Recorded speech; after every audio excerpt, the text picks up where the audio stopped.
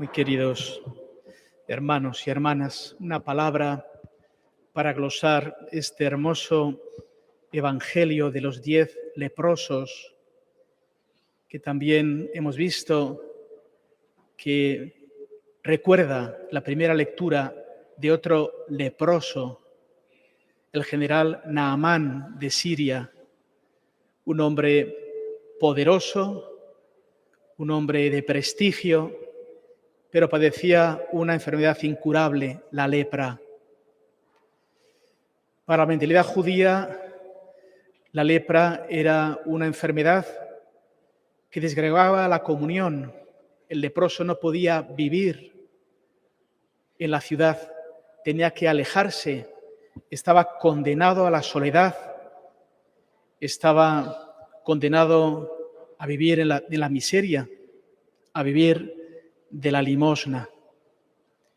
La lepra, como enfermedad que recuerda al pecado en la Sagrada Escritura, pero es una enfermedad que deforma, como el pecado deforma nuestra imagen de hijos e hijas de Dios.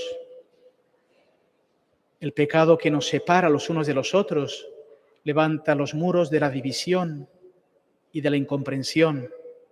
El pecado que nos separa de Dios. Y además el pecado que es una realidad incurable. Solo Dios es capaz de reparar y perdonar el pecado.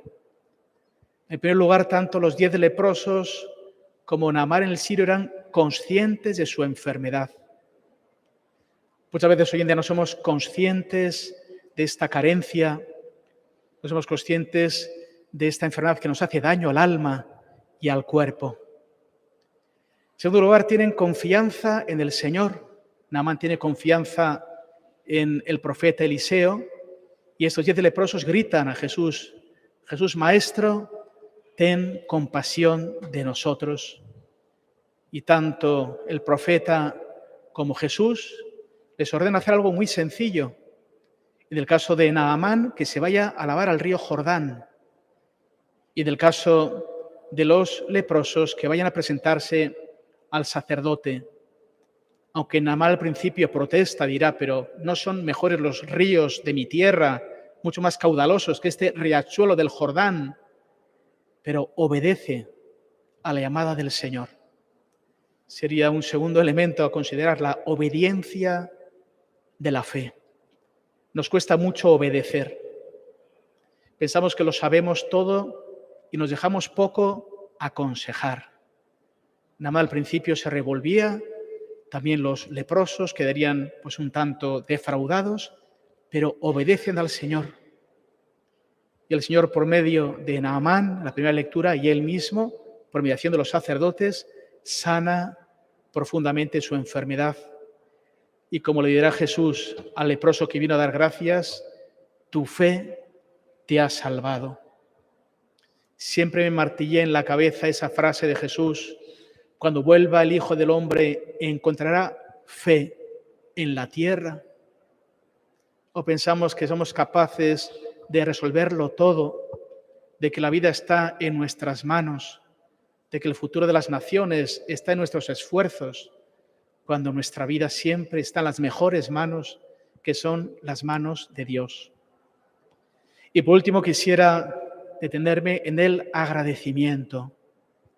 Vemos cómo Naamán el sirio vuelve al profeta Eliseo, le quiere dar dones y regalos, pero Naamán dice, no es cosa mía, es cosa de Dios, agradéceselo a él, pero un hombre agradecido.